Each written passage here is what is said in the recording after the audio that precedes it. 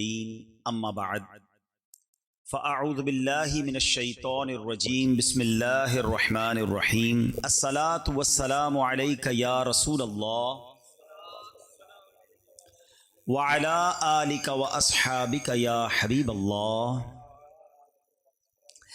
الصلاۃ والسلام علیک یا نبی اللہ وعلی آلک واصحابک یا نور اللہ۔ درود پاک پڑھنے کے بے شمار فضائل و برکات ہیں۔ کعبے کے بدر الدجا، طیبہ کے شمس الضحا، دافع جملہ بلا، شافع یوم جزا، صلی اللہ تعالیٰ علیہ وسلم کی ذات، ہمارے آقا کی ذات وہ ہے کہ جن پر درود پاک پڑھنا کب کب کیسے کیسے اور کہاں کہاں کام آتا ہے۔ جتنی حدیثیں پڑھیں، جتنے واقعات پڑھیں، عقل بھی حیران ہو جاتی ہے، ایمان بھی تازہ ہو جاتا ہے۔ اللہ کے حبیب علیہ الصلوۃ والسلام کتنی پیاری فضیلت ہمیں خود عطا فرماتے ہیں۔ میرے آقا فرماتے ہیں کہ جو کوئی شخص، حدیث پاک کا مضمون ہے کہ جو کوئی شخص مجھ پر روزانہ 50 مرتبہ درود پاک پڑھے گا، کل بروز قیامت میں اس سے مصافحہ کروں گا۔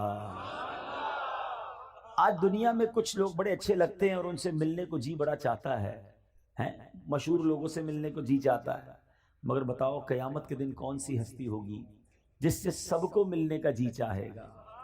نبی پاک کے سوا تو کوئی نہیں ہے نا۔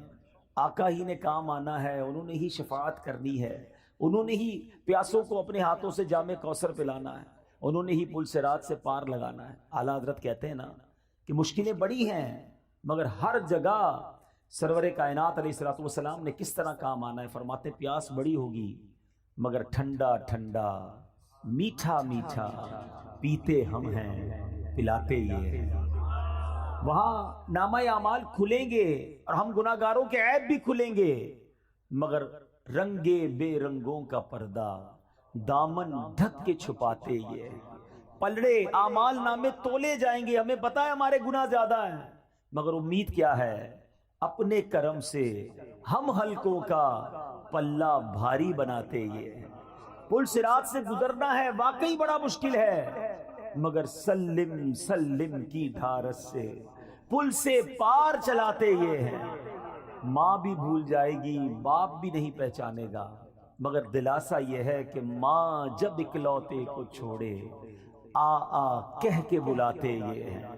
باپ جہاں بیٹے سے بھاگے لطف وہاں فرماتے یہ ہیں۔ کہاں کہاں نبی پاک قیامت کے دن کام آئیں گے، کرم فرمائیں گے۔ کتنا خوش نصیب ہوگا وہ شخص جس کی ملاقات نبی پاک سے روز قیامت ہو جائے۔ اب غور کیجئے، اس دن کی ملاقات کا جو انٹری پاس ہے نا، اب ہزاروں لوگ ہوں اور ایک بندے سے ملنا چاہیں تو بڑا مشکل ہے، لیکن جہاں اربوں خربوں مسلمان اور غیر سارے لوگ ہوں گے نا قیامت کے دن، اربوں خربوں لوگ نبی پاک سے ملنا چاہیں گے تو کیسے مل سکیں گے؟ وہی مل سکے گا جو نبی پاک جسے اجازت دیں گے نا، صلی اللہ تعالی علیہ وسلم۔ آقا فرماتے ہیں جس کا مضمون ہے جو مجھ پر روزانہ 50 مرتبہ درود پاک پڑھے گا، بروز قیامت میں اس سے مصافحہ کروں گا۔ اب بھی فضول باتیں کریں، اب بھی ادھر ادھر کے گپ شپ میں گھنٹوں گزار دیں اور درود پاک نہ پڑھیں، یہ کتنی بڑی محرومی ہے۔ آئیے نیت کریں انشاءاللہ کہ روزانہ کثرت کے ساتھ درود پاک پڑھیں گے۔ آئیے مل کر بآواز بلند درود پاک پڑھ لیں۔ صلو علی الحبیب صلی اللہ تعالی علی محمد صلی اللہ علیہ وسلم۔ شادی میں محفل کرنا، نعت خوانی کرنا، قرآن خوانی کرنا بہت اچھی بات ہے، بڑا اچھا طریقہ ہے، لیکن اس کو فارمیلٹی نہ بنا دیا جائے کہ جناب ہمارے پہلے 4 فنکشن ہوتے تھے اب 5 ہوں گے۔ ایک جو ہے وہ نعت خوانی ہو جائے گی جس میں اللہ رسول کی باتیں ہو جائیں گی، باقی سارے وہ کام بھی ہوں گے جو اللہ کو ناراض کرنے والے ہیں۔ یہ نہیں کرنا چاہیے۔ آپ ذرا خود سوچیں، شادی نعمت کتنی بڑی ہے، اور بیسیکلی شادی ہے کیا؟ شادی 2 نئے خاندان مل رہے ہیں، ایک نئی زندگی شروع ہو رہی ہے، ایک نئی بنیاد، ایک نئی عمارت بنائی جا رہی ہے۔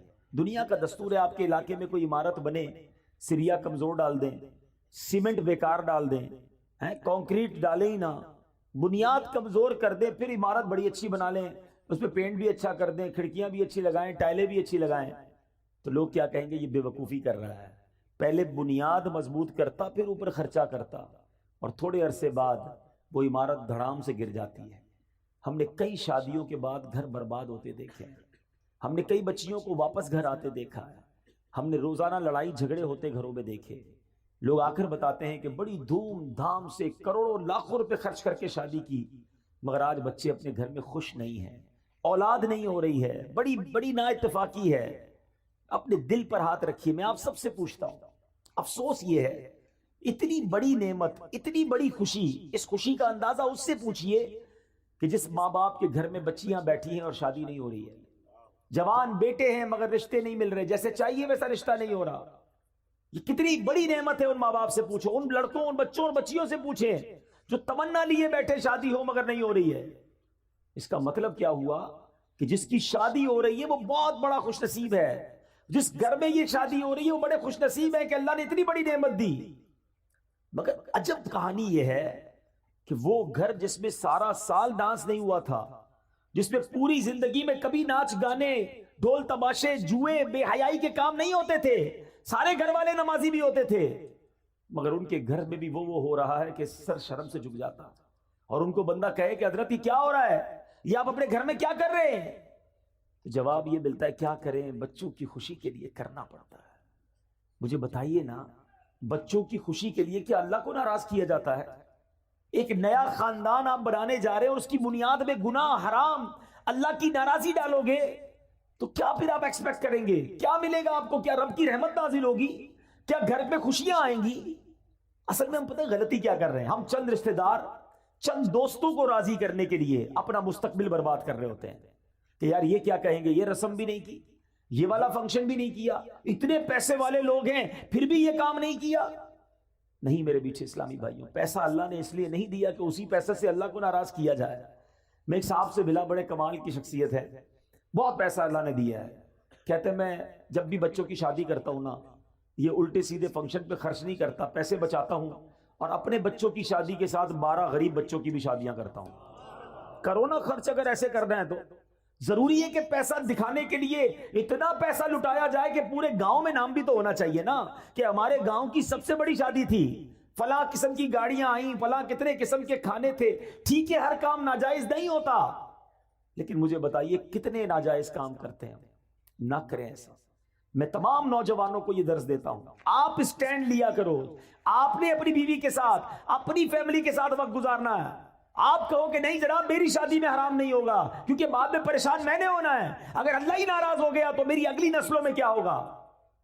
ہم خود نوجوان اسٹینڈ لیں. ماں باپ بعض اوقات مجبور ہو جاتے ہیں کہ کیا کریں، جوان بیٹا مانتا نہیں ہے، بیٹی لڑتی ہے کہ مجھے یہ سارے کام کرنے ہیں.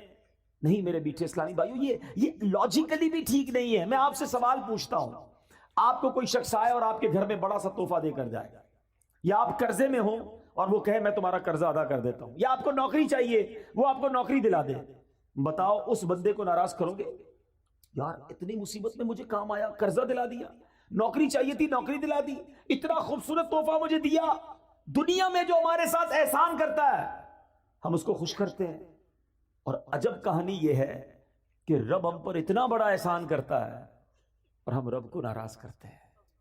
یہ عقل میں بھی نہ آنے والی بات ہے. سچ بات یہ ہے کہ گھر میں اگر رب خوشی دینا، ہم صدقہ بڑھائیں، ہم سجدے بڑھائیں، ہم خیرات بڑھائیں، ہم دعائیں بڑھائیں کہ یا اللہ تیری رحمت سے تو نے یہ خوشی دی ہے، مالک اس میں اب برکت ڈال دینا، اے اللہ یہ خوشیاں باقی رکھنا، اے اللہ ان خوشیوں کو نظر نہ لگ جائے، اے اللہ زوال نعمت سے بچانا. ارے رب کی طرف سے عطا ہو تو ہمارے سجدے اور شکر بڑھنے چاہیے. مگر عجیب لوگ ہیں ہم کہ وہ عطائیں بڑھاتا ہے، ہم خطائیں بڑھاتے ہیں. وہ عطائیں بڑھاتا ہے، ہم اللہ کو ناراض کرنے والے کاموں میں لگ جاتے ہیں. تھوڑے پیسے ہوتے ہیں نا، کسی کے پاس غریب ہوتا ہے، تھوڑے گناہ ہوتے ہیں کیونکہ گناہ کرنے کے لیے پیسے ہی نہیں ہوتے. روز دعا کرتا ہے یا اللہ مالدار کر دے، پیسے والا کر دے، اور اللہ نے اگر مال میں برکت ڈال دی اب کیا کرتا ہے؟ اور گناہ کرتا ہے. اب تو مزہ آیا، اب تو پیسے آئے، اب ارمان پورے کروں گا، اس لیے دیے تھے رب نے پیسے. ارے اللہ نے پیسے دیے تو تم صدقے بڑھاتے نا، غریبوں کی مدد کرتے، سجدے بڑھاتے. خدا را میرا پہلا درس یہی ہے، جس خاندان میں شادی ہو رہی ہے، میں آپ کا بھائی ہوں، میں آپ کا بھلا چاہتا ہوں، آپ کی آگے کی زندگی میں بھی آپ خوشحال رہے یہ چاہتا ہوں، اور خوشحال وہی رہے گا جس سے رب راضی ہے. مجھے جواب دیجئے خوشیاں دینے والا کون ہے؟ جواب دو نا، کون خوشیاں دینے والا ہے؟ عزت دینے والا کون ہے؟ اولاد دینے والا کون ہے؟ برکت ڈالنے والا کون ہے؟ رزق میں فراوانی کرنے والا کون ہے؟ جب سب دینا اللہ نے ہے اور میں اللہ ہی کو ناراض کر رہا ہوں، کتنی بے وقوفی والی بات ہے۔ جس سے لینا ہے اسے ناراض کر رہے ہیں دوسروں کے لیے کہ ذرا خاندان میں نام بڑا ہو جائے، ذرا گاؤں میں ٹور بن جائے ہماری۔ نہ کیا کرو ایسا۔ جس سے رب راضی ہے اللہ اس سب کو راضی کر دے گا۔ آپ رب کو راضی کرنے کی فکر کیا کرو، ہمیشہ اپنی ہر خوشی میں بھی رب کو یاد کرو، اللہ کے حبیب کو یاد کرو۔ غم میں بھی ہماری ایک لمٹ ہے، ہماری باؤنڈری ہے، شریعت ہمیں باؤنڈری دیتی ہے۔ بڑا پیارا مذہب ہے ہمارا، خوشی منانے کا بڑا پیارا انداز ہے۔ خوشی منائیے، کس نے منع کیا؟ اچھا کھانا پکائیں، کھلائیں، سب کو کھلائیں، لباس جائز پہنے، اوکے، مگر اس لیے مہنگا لباس پہنوں کہ دوسروں کو غریب دکھاؤں، دوسروں پہ تکبر کروں، یہ اجازت نہیں ہے۔ اسی طرح غم میں آپے سے باہر ہو جاتے ہیں لوگ، اللہ نہ کرے کسی کی میت ہو جائے، ایسا اول فول بکتے ہیں، ایسی باتیں منہ سے نکالتے ہیں کہ بندہ گھر میں میت تھی، بڑا واقعی پرابلم ہے، مگر ایمان چلا گیا یہ تو اس سے بھی بڑا پرابلم ہے نا، ایمان سے بھی ہاتھ دھو بیٹھتے ہیں۔ تو خدارا اپنے آپ کو قابو میں رکھا کرو، چاہے خوشی ہو چاہے غم ہو۔ ہم مسلمان ہیں، ہماری کچھ شرعی باؤنڈری ہے، اس کے اندر رہ کر ہی خوشی بھی منائیں اور اس کے اندر رہ کر ہی ہمارا جو بھی غم کا معاملہ ہے اس کو پورا کرنا چاہیے۔ بہرحال میں رب سے دعا کرتا ہوں کہ مولا جو پیچھے گناہ ہو گئے معاف فرما دے اور آئندہ زندگی تیری رضا والے کاموں میں گزارنا نصیب فرما، خوشی میں بھی ہمیں تجھے راضی کرنا نصیب فرما، اگر کوئی تکلیف بھی آئے تو ہمیں صبر کرنا نصیب فرما، اچھی عادتیں سیکھو۔ نبی پاک فرماتے ہیں رجب اللہ کا مہینہ ہے، شعبان میرا مہینہ ہے اور رمضان میری امت کا مہینہ ہے۔ بڑے پیارے مہینے کنٹینیو سیکوینس کے ساتھ آ رہے ہیں، گویا رحمتوں کی برسات آ رہی ہے۔ کیا پیاری بات ایک بزرگ فرماتے ہیں سال جو ہے نا وہ درخت کی مانند ہوتا ہے، year like a tree، رجب اس کے پتے ہیں، رجب اس کے پتے ہیں، شعبان اس کی شاخیں ہیں اور رمضان اس کا پھل ہے۔ پتے لگنے کا وقت آ گیا ہے، تیاری کرو، عبادت کی تیاری کرو، توبہ کی تیاری کرو، اللہ کو راضی کرنے کی تیاری کرو۔ علامہ صفوری رحمۃ اللہ تعالی علیہ کا کتنا پیارا فرمان ہے، کہتے ہیں رجب بیج بونے کا مہینہ ہے۔ آپ تو یہاں گاؤں میں فصلیں وغیرہ ہوتی ہیں نا، کھیتی باڑی بھی جانتے ہوں گے، پہلے کیا کرتے ہیں بیج ڈالتے ہیں، پھر پانی ڈالتے ہیں، کھاد وغیرہ ڈالتے ہیں، پھر انتظار کرتے ہیں کہ یا اللہ فصل اگ جائے۔ کیا پیاری مثال دی، فرمایا رجب بیج بونے کا مہینہ ہے، شعبان ان بیجوں پر پانی ڈالنے کا مہینہ ہے اور رمضان فصل کاٹنے کا مہینہ ہے۔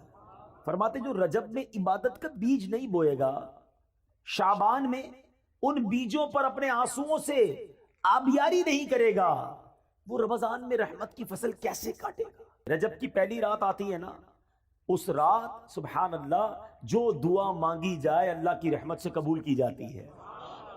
اور رجب کے پہلے روزے کے بارے میں نبی پاک نے فرمایا رجب کا پہلا روزہ 3 سال کے گناہوں کا کفارہ ہے، دوسرا روزہ 2 سال کا کفارہ، تیسرا روزہ 1 سال کا کفارہ اور ہر دن کا روزہ 1 ماہ کا کفارہ ہے۔ تو اتنا برکت والا مہینہ، اس کا مطلب کیا ہے؟ عبادت کے لیے تیار ہو جائیں، نفلی روزوں کے لیے تیار ہو جائیں، نمازوں میں سستی ہے تو اس کو دور کریں۔ اور یہ جو مہینہ گزر رہا ہے، اللہ اکبر، اس مہینے میں کتنی مبارک ہستی، خلیفہ اول امیر المومنین سبحان اللہ حضرت ابوبکر صدیق رضی اللہ تعالیٰ عنہ کی نسبت اس مہینے کو ہے۔ اس سیدنا ابوبکر صدیق کے بارے میں چند باتیں عرض کر کے، کیونکہ بیان میں بہت لمبا چوڑا نہیں کر سکوں گا، تو 2-3 باتیں کر کے انشاءاللہ اپنی گفتگو ختم کرتا ہوں۔ حضرت ابوبکر صدیق رضی اللہ تعالیٰ عنہ کی کیا شان تھی، کیونکہ عادتوں پر بات ہو رہی ہے، مینرز پر بات ہو رہی ہے، اخلاق کیسے ہونے چاہیے، کن بری باتوں سے بچنا ہے۔ صدیق اکبر رضی اللہ تعالیٰ عنہ ایک بار نبی پاک علیہ السلام نے کمال کی بات فرمائی۔ آقا فرماتے اچھی خصلتیں 360 ہیں، اچھی عادتیں 360 ہیں، اور اللہ تعالیٰ جب کسی سے بھلائی کا ارادہ فرماتا ہے اس کی ذات میں ایک خصلت پیدا فرما دیتا ہے اور اسی کے سبب اسے جنت میں داخل کر دیتا ہے۔ یہ بہت بڑی بات ہے کہ اچھی عادتیں اندر ہوں، گناہوں سے بچے انسان۔ اب صدیق اکبر رضی اللہ تعالیٰ تو کمال ہے نا، سوال کیسا کر لیا کہ حضور کیا کوئی ایسا بھی ہے جس کے پاس یہ ساری 360 خصلتیں ہوں، ایک خصلت جیسے ملے اللہ اسے جنت دے دیتا ہے؟ حضور کوئی ایسا بھی ہے کہ جس کے اندر یہ 360 خصلتیں موجود ہوں؟ نبی پاک فرماتے ہیں اے ابو بکر تمہارے اندر یہ ساری خصلتیں موجود ہیں۔ اللہ ایسے ہی نہیں پیار کرتے ہم صدیق اکبر رضی اللہ تعالیٰ عنہ سے. نبی پاک کے ایسے خلیفہ ایسے ساتھی ہیں کہ یار غار بھی تھے اور یار مزار بھی ہیں, آج بھی سنہری جالیوں میں نبی پاک کے ساتھ موجود ہیں. اب جس شخصیت کے بارے میں میرے آقا فرمائے کہ ابو بکر ساری 360 خصلتیں تمہارے اندر موجود ہیں, تو ان کے اخلاق تو اب زیادہ پڑھنے چاہیے نا کہ کیا ایسی خصلتیں ہیں.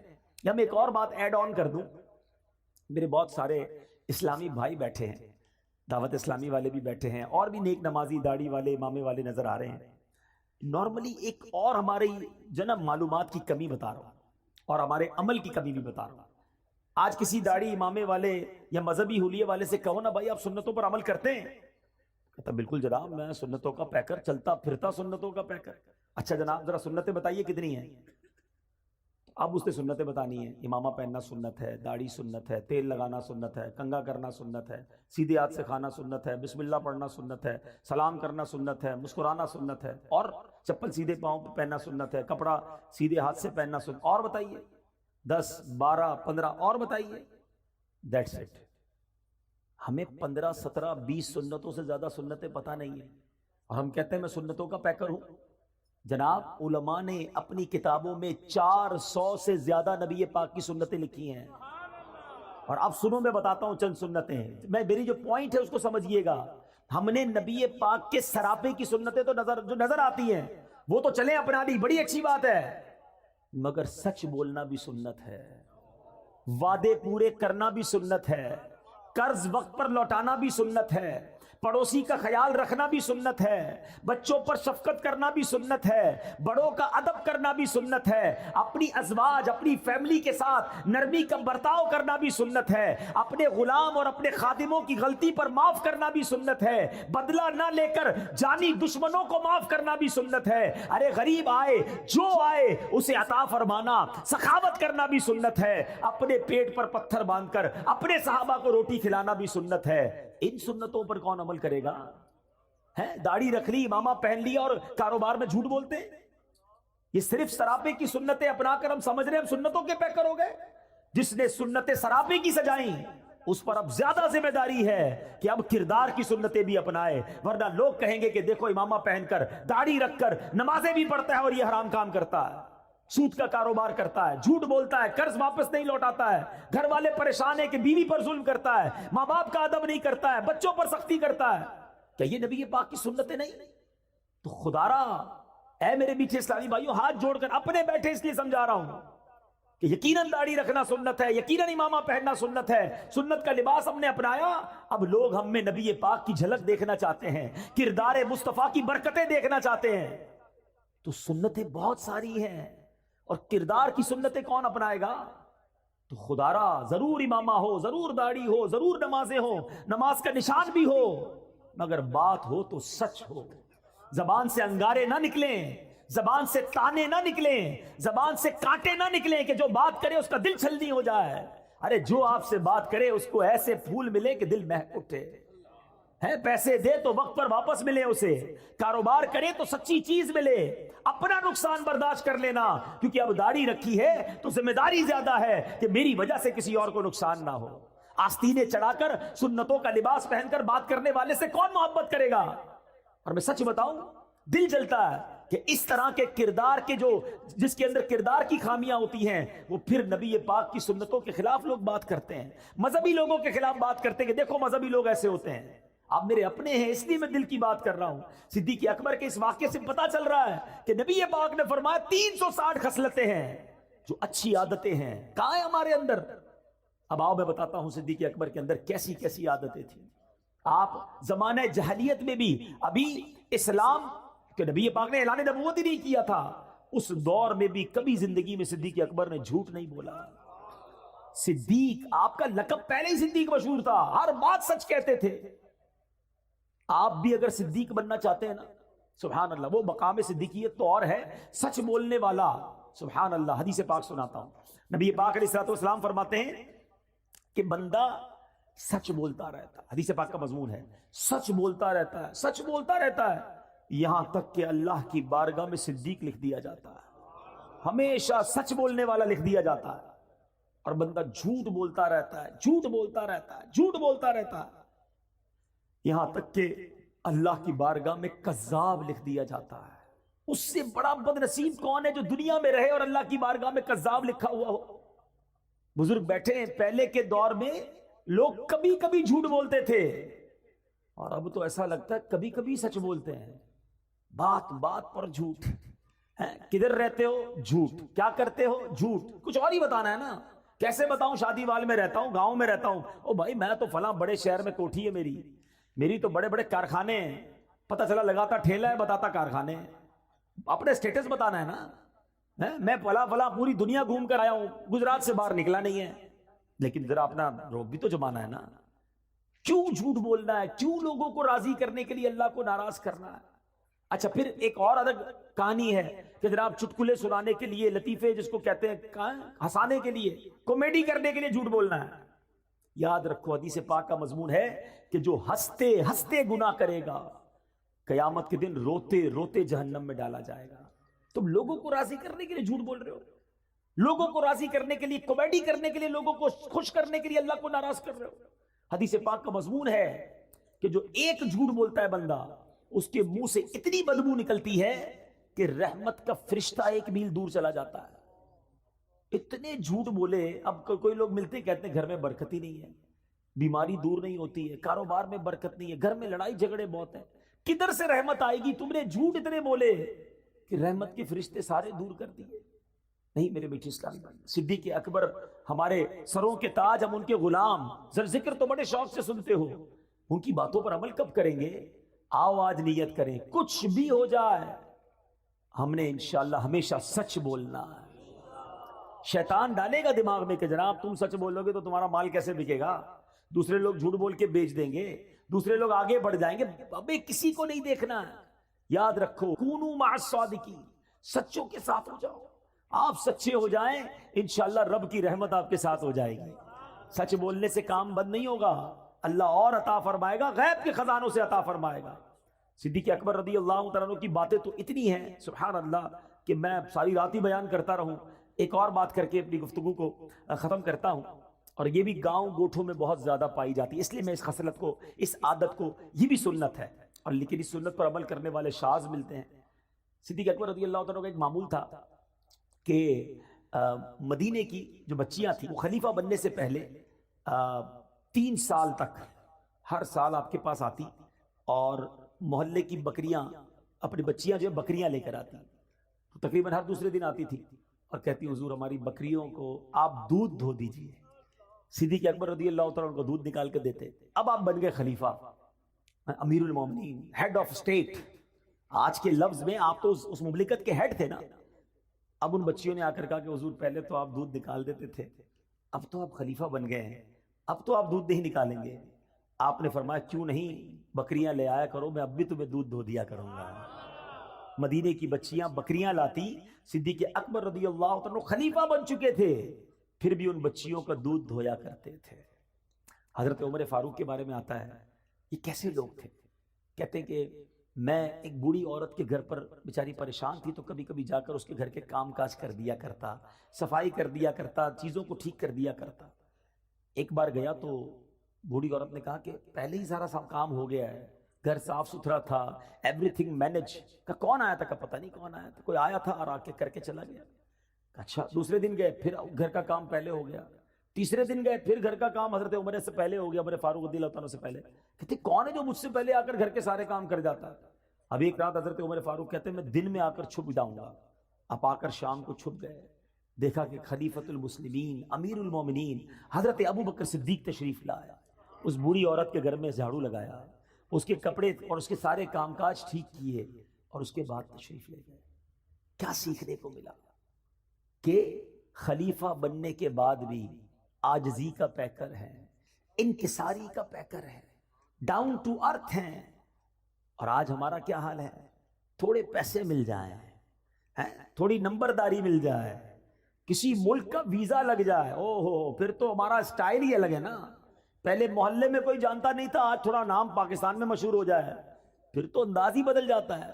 بندہ مالدار ہو کر آج کل یہ ہو گیا غریب رشتہ دار کو پہچاننا چھوڑ دیتے ہیں کہ میں کیسے بتاؤں یہ میرا چاچا ہے، یہ بیچارہ پگڑ باندھے والا یہ دیہاتی آدمی، میں کسی کو کہوں گا میرا ابا ہے میرا چاچا ہے تو لوگ مذاق اڑائیں گے. استغفر اللہ، یہ سیکھا ہم نے، یہ اسلام کی تعلیمات ہے. یقین کرو میرے بیچ اسلامی بھائیوں، تکبر ایسا گناہ ہے، اللہ کو اتنا ناپسند ہے کہ روایتوں کا مضمون ہے کہ متکبر کو قیامت کے دن چوٹیوں کی شکل میں لایا جائے گا اور لوگ مسل مسل کر اس کے اوپر سے گزر رہے ہوں گے. تکبر ہی تو کیا تھا شیطان نے. حضرت آدم علیہ السلام کے سامنے دیکھ کر کیا کہا تھا؟ انا خیر من، میں اس سے بہتر ہوں. اے اللہ تو نے اس کو مٹی سے بنایا، مجھے آگ سے بنایا ہے. ایک تکبر کیا اور اللہ کی بارگاہ سے مردود قرار دے دیا گیا.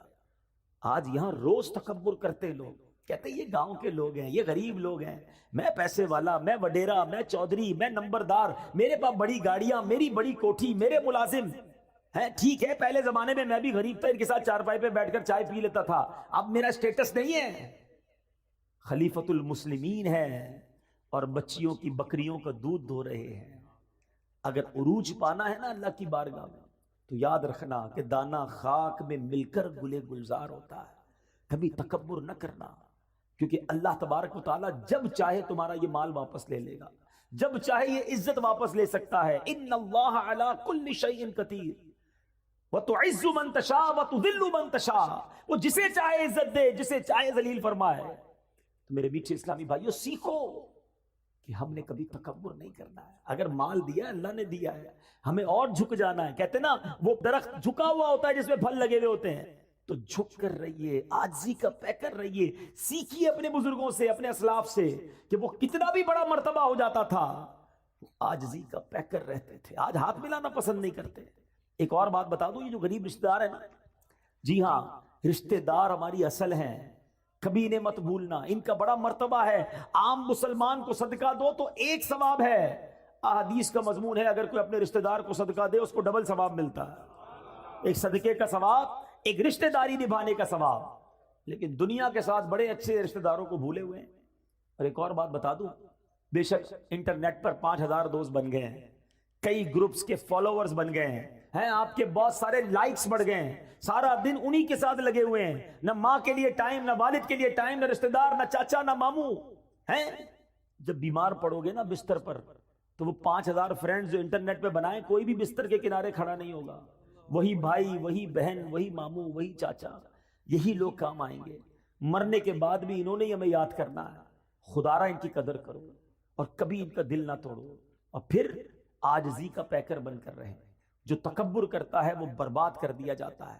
آخری حدیث سنا دیتا ہوں. کتنی بری بلا ہے تکبر، کہ جس کے دل میں رائی کے دانے کے برابر تکبر ہوگا. نبی پاک فرماتے ہیں جس کا مضمون ہے رائے کا دانہ ہوتا کتنا ہے، اتنا سا. سمجھایا کیسے پیارے انداز، اتنا بھی تکبر ہوگا وہ جنت میں داخل نہیں ہوگا. جنت میں جانا ہے نا تو دل کو تکبر سے پاک کر لیں. ہمیشہ سب کو عزت دیں، سب کو پیار دیں. بلکہ میں آپ کو ایک مشورہ دیتا ہوں، جب آپ دیکھیں نا کوئی بیچارہ غریب سے کپڑوں میں ہے یا ایسا ہے جس کو لگتا ہے یہ بہت بیچارہ پریشان ہے، اس کو کوئی عزت نہیں دے رہا ہوگا، آگے بڑھ کے آپ اسے سینے لگا لیا کرو. یقین کرو اتنا اس کو بھی مزہ آئے گا اور آپ کو بھی مزہ آئے گا. اس کی آنکھوں میں چمک آ جائے گی. بعض اوقات تو رو پڑتا ہے سامنے والا کہ شاید کئی مہینے ہو گئے کسی نے سینے نہیں لگایا تھا، کسی نے پیٹ نہیں تھپکی، کسی نے طبیعت نہیں پوچھی. طبیعت بھی نہیں پوچھتے. غریبوں کا خیال رکھے. یہ جو بعض اوقات یہ ٹھیلے پہ لوگ بیچ رہے ہوتے ہیں نا، کوئی چنے بیچ رہا ہوتا ہے، کوئی بیچارہ بھٹا بیچ رہا ہوتا ہے، جو چھوٹی چھوٹی چیزیں بیچتے ہیں. اللہ نے اگر آپ کو دیا ہے نا، یہ اچھے لوگ ہیں، یہ مانگ نہیں رہے ہیں، یہ مزدوری کر کے پھل بیچ کر کام کر رہے ہیں. کبھی آپ دیکھیں کوئی سفید داڑھی والا، یار میرے والد کی جگہ ہے، کوئی بڑا بزرگ، کوئی ایسا شخص آپ کو بڑا نظر آئے نا، اپنی گاڑی اپنی اسکوٹر روکیں، اسے تھوڑے چنے خرید لیں. آپ کو نہیں چاہیے نا، کوئی بات نہیں، اگلے اسٹاپ پہ کوئی اور بیچارہ غریب نظر آئے گا، اس کو دے دیجیے گا. ہو سکتا ہے یہ اسی 50-100 روپے کے انتظار میں بیٹھا ہے کہ یار 100 روپے کی کمائی اور ہو جائے تو اپنا ٹھیلا بند کروں، گھر جاؤں بچوں کے پاس. وہ 100 روپے آپ اس کا کام کروا دو. یار اللہ دیکھ رہا ہے. جس کو اللہ نے نوازا ہے دل جیتو، ان لوگوں کی دعائیں لو. مگر آج ان ٹھیلے والوں کو بھی لوگ گالیاں دے رہے ہوتے ہیں. غریب ہے نا، کر تو کچھ نہیں سکتا ہے. غریب بیچارہ کوئی سگنل پہ آ گیا، اس کو برا بھلا کہہ کے چلے جائیں گے. اس طرح نہ کیا کریں. کبھی بھی کسی کی ہائے نہ لیں، دعائیں لیں. آپ کو لوگ دعائیں دیں گے، آپ ترقی کریں گے، آپ کی مشکلیں آسان ہو جائیں گی. تو بہرحال آج اس مختصر سے بیان میں، ورنہ باتیں تو بہت ساری ہیں. صدیق اکبر رضی اللہ تعالیٰ عنہ کو اللہ نے کیسی خصلتوں سے، کیسی عادتوں سے نوازا تھا. اور سب سے بڑی عادت، سب سے بڑی خصلت، بلکہ آپ کی زندگی کا اگر میں کہوں سینٹرل پوائنٹ کیا تھا، وہ نبی پاک پر ایسے فدا تھے، ایسے عاشق تھے. اگر سیکھنا ہو عشق رسول کسے کہتے ہیں، نبی پاک پر اپنا سب کچھ فدا کیسے کرتے ہیں، تو وہ صدیق اکبر رضی اللہ تعالیٰ عنہ سے سیکھنے کو ملتا ہے. اللہ ان کے صدقے ہمیں بھی عاشق رسول بنا دے. نبی پاک پر اپنا تن من دھن سب قربان کرنے کا جذبہ عطا فرمائے. الحمدللہ دعوت اسلامی کے مدنی ماحول میں ایسی پیاری باتیں سیکھی اور سکھائی جاتی ہیں. آپ بھی اس مدنی ماحول سے وابستہ رہیے، اجتماعات میں آتے رہیے، مدنی قافلوں میں سفر کیجئے. انشاءاللہ ہمارے اندر بھی عاجزی آ جائے گی، ہم بھی سچے ہو جائیں گے، ہم بھی کردار کی سنتوں پر عمل کرنے والے بن جائیں گے. آمین بجاہ النبی الامین صلی اللہ تعالی علیہ وسلم. میرے اعمال کی اصلاح کرم سے